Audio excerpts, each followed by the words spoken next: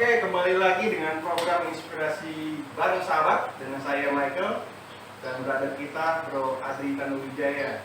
Nah teman-teman, hari ini di acara podcast Maskop ya, kita akan bicara mengenai topik yang sangat menarik ya, yang tentunya pasti akan dibutuhkan oleh teman-teman yang mungkin dalam pembenahan rumah atau renovasi rumah atau pro interior. Dan kita hadirkan brother kita Bro Adri yang sangat expert di dalam bidang itu. Nah kita langsung aja ya bro, kita perkenalan dulu. Bro Adri silakan. Saya memulai usaha ini dari tahun 2000. Setahun setelah saya lulus saya bekerja, lalu di tahun 2000 kita memutuskan untuk bergerak swasta. Nah, tahun 2000 sampai sekarang ini kita mengerjakan memang arsitektur dan desain interior. Dan ya mengikuti perkembangan zaman dengan berbagai masalahnya, kita membuat desain sesuai dengan keperluan dan kebutuhan konsumen. Oke. Bro, emang untuk di pendidikannya, edukasinya memang ya saya berlatar belakang di desain, dan untuk itu kita masuk di interior dan ke arsitektur. Oke, jadi setelah lulus kuliah langsung merintis usaha ini ya? Enggak, saya kerja setahun. Setelah setahun baru kita bergerak swasta, dan saya sendiri ya dibantu dengan tim. Oke. Kerjanya itu kalau boleh tahu di bidang yang sama ya, di bidang desain juga? Iya, sama. Saya masuk di bidang yang sama, mengerjakan bidang yang sama. Oke. Jadi setelah lulus kuliah setahun kerja di bidang yang sama, lalu baru merintis usaha ini bersama timnya teman-teman juga. Nah, secara perintisan usaha nih, mungkin dari awal sampai saat ini pastinya kan ada suatu tantangan atau mungkin suatu suka duka lah dalam mengerjakan proyek-proyek. Nah, kira-kira berarti bisa kasih. Kalau suka dukanya banyak ya. Pengalaman juga nggak semulus seperti yang dibayangkan atau dilihat di sosial media. Jadi saya tuh pernah mengalami jatuh bangun yang kemarin itu 2010, sampai mengakibatkan saya harus bekerja kembali di salah satu perusahaan di bidang properti waktu itu. Nah, saya menjadi karyawan lagi. Tapi di situ saya belajar banyak, hingga saya mengerti dari tidak sekedar hanya arsitektur interior, sipil pun saya mengerti. Nah, di sana pengalaman itu yang saya jadikan motivasi untuk kembali bangun hingga bisa berjalan sampai saat ini. Itu pun tidak berjalan mulus. Di saat 2020 terjadi pandemi, itu juga kita hancur. Nah, baru kita mulai lagi setelah pandemi itu dari awal tahun 2021. Sekarang sudah cukup kembali. Wow, luar biasa. Tadi Bro Adri, saya sangat tertarik dengan statement tadi adanya suatu tantangan pas saat Bro Adri ini mengalami keterpurukan tapi langsung bisa kembali lagi ya. Nah itu apa sih motivasinya dari Bro Adri sendiri? Iya, nggak langsung sih ya. Nggak langsung di 2010 itu terjadi masalah. Di 2011 ya sempat terpuruk. Baru di awal 2012 saya bekerja di salah satu perusahaan properti di Pakai Kapuk, di mana bosnya itu memang klien saya sebelumnya. Dan itu saya bekerja di sana cukup lama, sekitar 5 tahun yang awal. Oke. Tadi Bro Adri dalam mengekspos bisnisnya itu tadi pakai nama ambience ya? Iya, pakai nama ambience. Apa sih artinya ambience itu? Ambience itu kan artinya sebenarnya suasana ya. Jadi kita menciptakan suasana yang nyaman untuk konsumen. Oke. Jadi kenyamanan dan suasana ya? Iya, suasana yang ingin dicapai dari baik arsitektur maupun interior, terutama interior ya. Pastikan untuk penghuninya itu penghuni yang A dengan B pasti berbeda. Keinginan dan fungsionalnya juga kemungkinan akan lain. Oke. Jadi setiap ada prospek atau klien pasti dia butuh ambience ini ya, suasana yang sebenarnya dibutuhkan oleh masing-masing. Iya, terutama kalau hunian ya, berarti konsumen itu yang tinggal di dalamnya, mereka yang pasti nyaman. Terutama setelah mereka beraktivitas seharian, setelah mereka yang cari suasana yang di rumah itu nyaman dengan hotel, dan istilahnya mereka bisa menikmati. Oke. Nah, kalau secara portfolio nih bro, dari apa sih produk apa aja sih yang bisa atau desain seperti apa yang bisa masuk ke masing-masing hunian, misalkan ke rumah kah, atau ke hotel atau ke kantor. Portofolio yang sudah kita kerjakan selama ini ya, kita untuk hunian tuh rumah tinggal dan unit apartemen. Ini jelas dua hal yang berbeda, di mana unit apartemen agak terbatas ya untuk luasannya, dan itu kemungkinan besar misalnya minimalis. Kalau rumah itu sangat berbeda, dia bisa semi klasik bahkan sampai klasik. Meskipun untuk saat ini kurang gemar ya, lebih ke American style, di mana klasiknya tuh lebih simpel dan ringan. Oh, oke, oke. Nah sekarang yang dari portfolio Bro Adi sendiri lebih biasanya kan kalau dari suatu portfolio itu ada spesialisnya ya, keunggulannya gitu kan. Nah dari Bro Adi sendiri dalam portfolio itu paling banyak di apa namanya dari desain seperti apa sih gitu?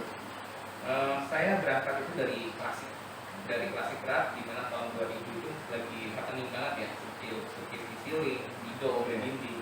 Saya berangkat dari sana. Jadi sebenarnya untuk saya pribadi, saya lebih suka mengerjakan desain yang eksklusif, di mana itu sebenarnya untuk minimalis itu tantangannya kurang kalau menurut saya. Kita lebih banyak saat ini juga lebih ke arah semi klasik ya. Memang agak rumit, tapi itu kelebihannya di mana tidak semua desainer atau kontraktor interior mau mengerjakan itu.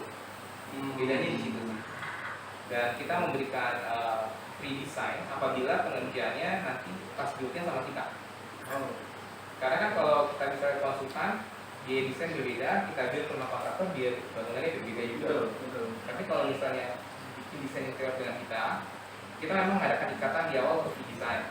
Tapi bila setelah selesai desain ternyata dia untuk membuat interior dengan kita, di desain itu kita hilangkan langsung, dikurangi dari harga pembangunan itu.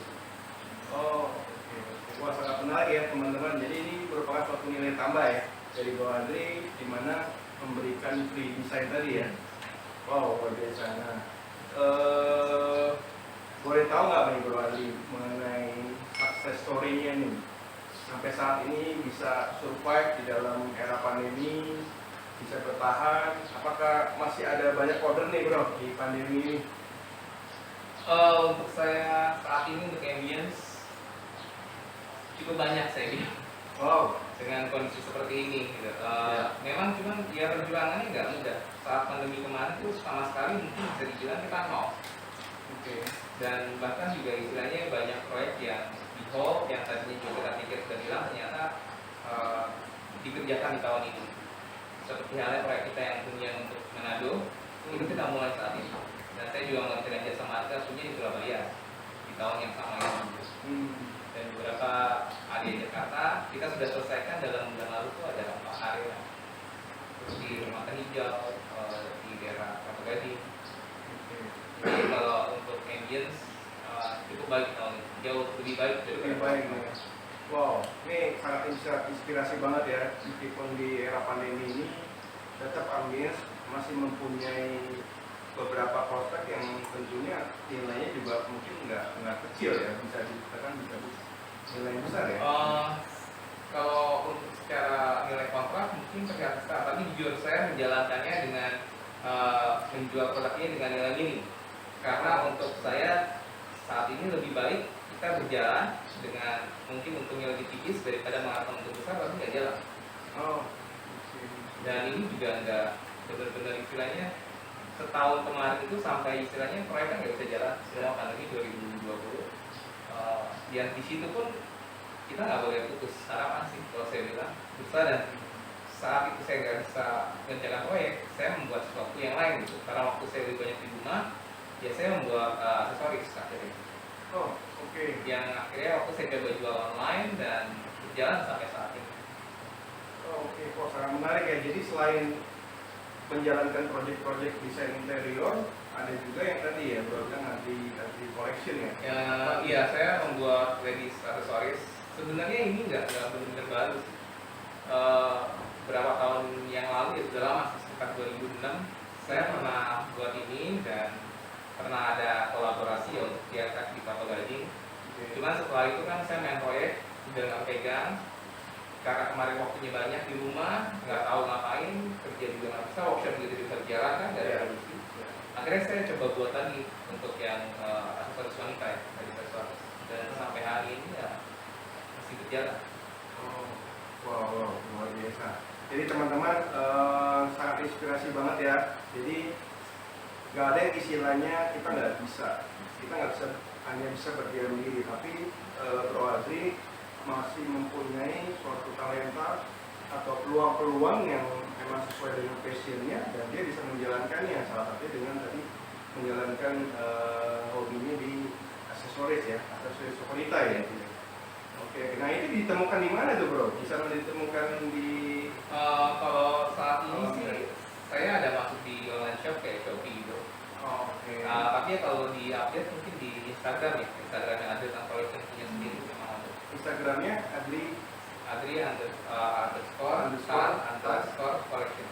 collection. Nah teman-teman kalau ingin mencari nanti collectionnya apa by Adri ya, Adri collection, nanti teman-teman khususnya para wanita ya bisa melihat Instagramnya dan bisa langsung proses order, bisa juga di marketplace di Shopee ya.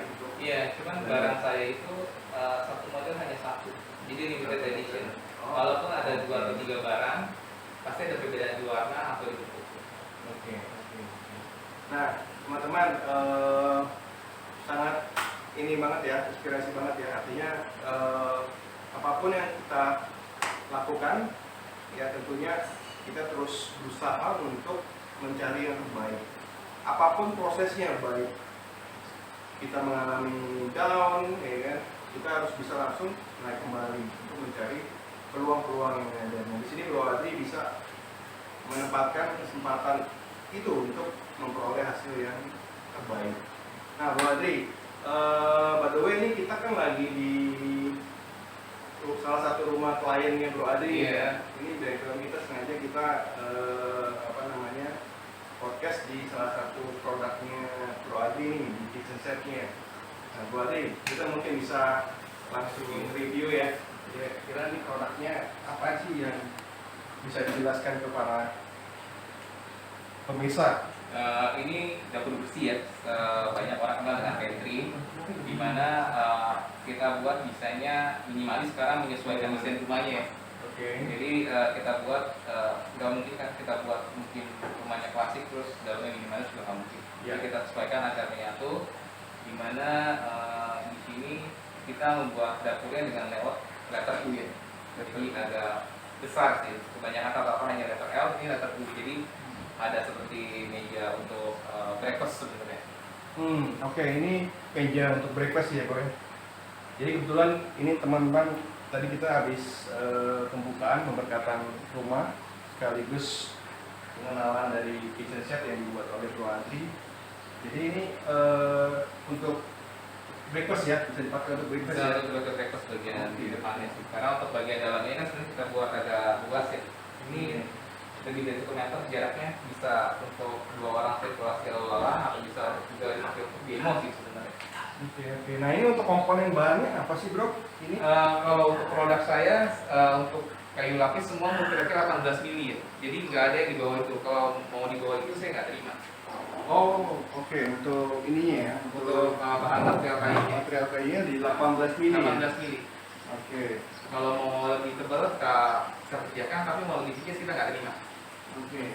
Nah kalau ini sendiri marmer ya Bro ya? Iya, untuk top levelnya kita gunakan marmer. Saya lebih prefer ke batu alam asli daripada yang buatan ya. Oh. Karena kalau saya lihat mewahnya beda ya.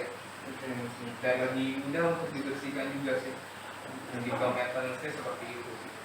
Oke, ini sangat menarik ya teman-teman. Jadi di kitchen set ini di mungkin hampir setengahnya sendiri ruangan ini dipakai untuk kitchen set, dan kebetulan memang dia bentuknya adalah letter U ya. Jadi posisinya secara posisi dari ruangan ini sangat pas ya, sangat idealis, sangat bagus menurut saya ya. Nah Bro, itu dari tadi fungsinya untuk bisa untuk breakfast. Nah itu untuk tempat cuci. Iya, di sini kan memang sengaja dibuat area sinknya ini untuk cuci piring menghadap kolam ya, jadi ada view gitu loh. Jadi pas saat cuci piring kita nggak menghadap ke tembok. Dan untuk di area dapur ini kita kasih background cermin biar kesannya lebih terlihat luas ya. Ya, ya. Oke. Jadi ini ada beberapa pembagian ya, ini untuk cuci piring, Iya. ini untuk masak ya. beracik. Dan ini ya kayak ini kan sekarang berfungsi untuk nyajiin makanan kan. Ya. Jadi kalau makan hanya di meja makan, di sini secara ada acara gini kita bisa prasmanan. Oke, oke.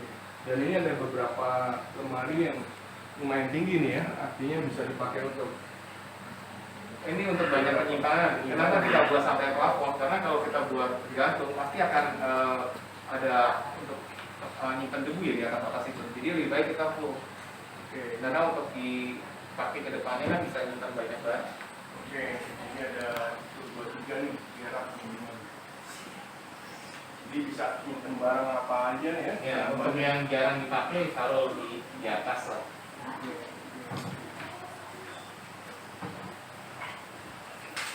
Oke, ini ada pula yang Ya, ini kita kasih kaca sebenarnya biar bisa ada untuk taruh-taruh barang yang mungkin lebih bagus bisa terlihat kan.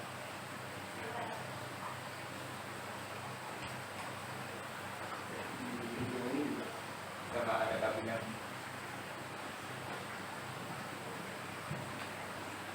Nah, ini sampai ujung teman-teman, ini bisa untuk Ini memang kita siapkan untuk dispenser dan di sini mungkin ada microwave yang kecil. Nah, yang hambalan atas lain ya untuk naruh-naruh sesuatu yang memang biasanya dibutuhkan kan kayak bumbu atau botol-botol racikan makanan untuk rempah atau apa. Ini luasnya berapa sih bro kira-kira ini totalnya? Total ruangannya Total ini untuk kitchen setnya sendiri?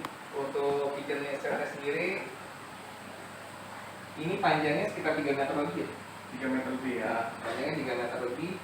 Untuk lebarnya sendiri ini sekitar 1,6.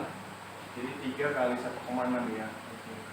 Wow, teman-teman, ini sangat keren banget kan nih dapur kita nih. Nah, pasti teman-teman penasaran kan untuk bikin dapur seperti ini perlu biaya berapa sih? Wah, mungkin mau kasih tahu apa nanti langsung tanya. Kalau biaya sih relatif ya, kalau saya bilang tergantung material dan desain.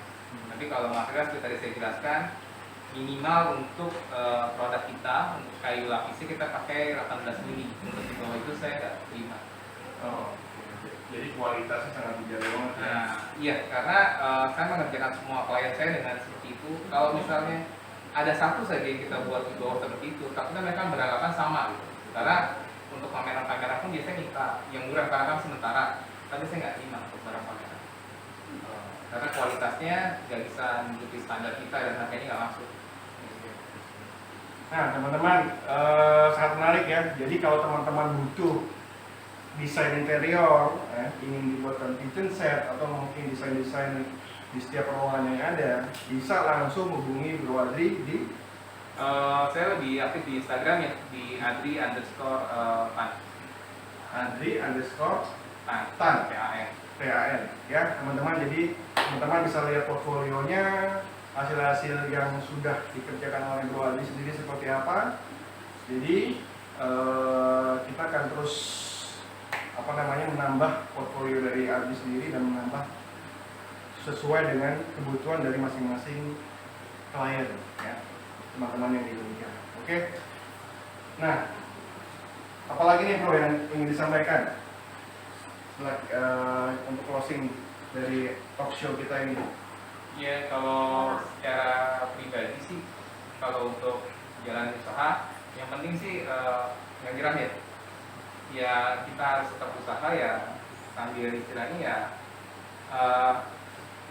berserah sama yang atas. Bersalah pada yang atas. Itu yang benar-benar kita harus bisa jalanin gitu. Dan untuk usaha kedepannya pasti akan ada jalan. Oke, pasti ada jalan. Oke, teman-teman, demikian program Inspirasi Bareng Sahabat Talk Show Podcast bersama Mas Kok. Jadi sangat inspirasi ya teman-teman. Tetap kita namanya berusaha, tetap kita harus mengandalkan apa yang sudah dihadirkan Tuhan kepada kita semua. Oke, teman-teman, thank you. Kita closing hari ini dan salam inspirasi.